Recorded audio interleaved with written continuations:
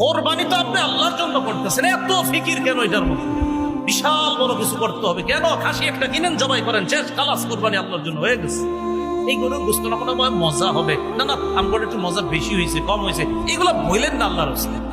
আবার হিসাব করে যে এটা বাজারে বেচলে কত টাকার গোস্ত বেচা যায় তো দেখি, তো হিসাব করে দেখে আহা কিনলাম 1 লাখ দিয়া, গোস্ত তো 80,000 টাকার বেচা হবে, হইতো তার মানে কি 20,000 টাকা লস খাইলাম। আরে আশ্চর্য তো, আপনি এগুলো কি করেন? কোরবানি তো আপনি আল্লাহর জন্য করতেছেন, এত ফিকির কেন এটার মধ্যে? বিশাল বড় কিছু করতে হবে কেন? খাসি একটা কিনেন, জবাই করেন, শেষ, খালাস, কোরবানি আল্লাহর জন্য হয়ে গেছে। সবাই বলেন কোরবানি কার জন্য?